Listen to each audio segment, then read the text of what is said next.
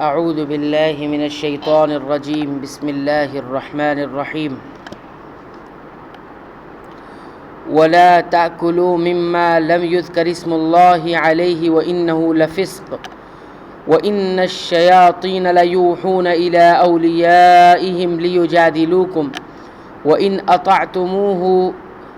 أطعتموهم إنكم لمشركون۔ اور ایسے جانوروں میں سے مت کھاؤ جن پر اللہ کا نام نہ لیا گیا ہو، اور یہ کام نافرمانی کا ہے، اور یقیناً شیاطین اپنے دوستوں کے دل میں ڈالتے ہیں تاکہ یہ تم سے جدال کریں، اور اگر تم ان لوگوں کی اطاعت کرنے لگو تو یقیناً تم مشرک ہو جاؤ گے۔ یعنی عمدن اللہ کا نام جس جانور پر نہ لیا گیا اس کا کھانا فسق، نافرمانی اور ناجائز ہے۔ حضرت عبداللہ ابن عباس رضی اللہ عنہما نے اس کے یہی معنی بیان کیے ہیں کہ وہ کہتے ہیں کہ بھول جانے والے کو فاسق نہیں کہا جاتا، اور امام بخاری رحمہ اللہ کا رجحان بھی یہی ہے۔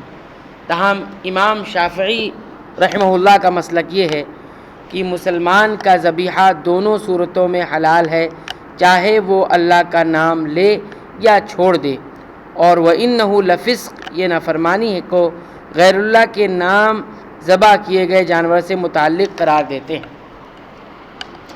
شیطان نے اپنے ساتھیوں کے ذریعے سے یہ بات پھیلائی کہ یہ مسلمان اللہ کے ذبح کیے ہوئے جانور یعنی مردہ کو تو حرام اور اپنے ہاتھ سے ذبح شدہ کو حلال قرار دیتے ہیں، اور دعویٰ یہ کرتے ہیں کہ ہم اللہ کے ماننے والے ہیں۔ اللہ تعالیٰ نے فرمایا کہ شیطان اور اس کے دوستوں کے وسوسوں کے پیچھے مت لگو۔ جو جانور مردہ ہے یعنی بغیر ذبح کیے مر گیا سوائے سمندری مچھلی کے وہ حلال ہے، اس پر چونکہ اللہ کا نام نہیں لیا گیا اس لیے اس کا کھانا حلال نہیں ہے۔ او من کان میتا فاحییناہ وجعلنا له نورا یمشی بہ فی الناس کمن مثلہ فی الظلمات لیس بخارج منها کذالک زین للکافرین ما کانوا یعملون۔ ایسا شخص جو پہلے مردہ تھا پھر ہم نے اس کو زندہ کر دیا، اور ہم نے اس کو ایک ایسا نور دیا کہ وہ اس کو لیے ہوئے آدمیوں میں چلتا پھرتا ہے۔ کیا ایسا شخص اس شخص کی طرح ہو سکتا ہے جو تاریکیوں سے نکل ہی نہیں پاتا؟ اسی طرح کافروں کو ان کے اعمال خوشنما معلوم ہوا کرتے ہیں۔ اس آیت میں اللہ تعالیٰ نے کافروں کو میت یعنی مردہ اور مومن کو حی یعنی زندہ قرار دیا، اس لیے کہ کافر کفر و ضلالت کی تاریکیوں میں بھٹکتا پھرتا ہے اور اس سے نکل ہی نہیں پاتا، جس کا نتیجہ ہلاکت اور بربادی ہے، اور مومن کے دل کو اللہ تعالیٰ ایمان کے ذریعے سے زندہ فرماتا ہے، جس سے زندگی کی راہیں اس کے لیے روشن ہو جاتی ہیں اور وہ ایمان اور ہدایت کے راستے پر گامزن ہو جاتا ہے، جس کا نتیجہ کامیابی اور کامرانی ہے۔ یہ وہی مضمون ہے جو حسب ذیل آیات میں بیان کیا گیا ہے، سورہ بقرہ 257، سورہ ہود 24، سورہ فاطر 19 اور 20۔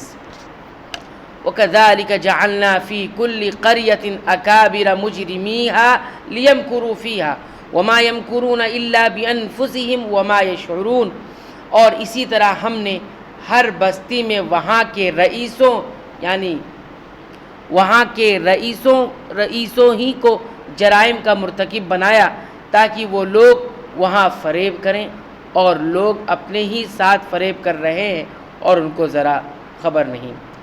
اکابر اکبر کی جمع ہے، مراد کافروں اور فاسقوں کے سرغنے اور سرپنج ہیں، کیونکہ یہی انبیاء اور داعیان حق کی مخالفت میں پیش ہوتے ہیں، اور عام لوگ تو صرف ان کے پیچھے لگنے والے ہوتے ہیں۔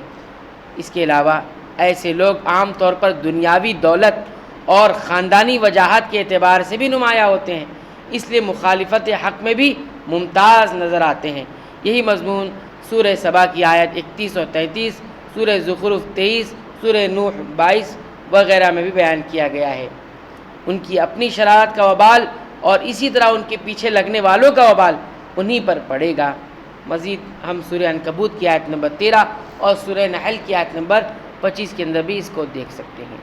اللہ تعالیٰ سے دعا کرتے ہیں کہ رب العالمین تو ہمیں قرآن حکیم کی پابندی سے تلاوت کی توفیق عنایت فرما، اس کے معنی و مفاہیم پر غور و فکر کرنے کی توفیق عنایت فرما، اور اس کے مطابق اپنے اعمال، عقائد اور اسی طرح زندگی کو بنانے سنوارنے کی توفیق عنایت فرما، آمین۔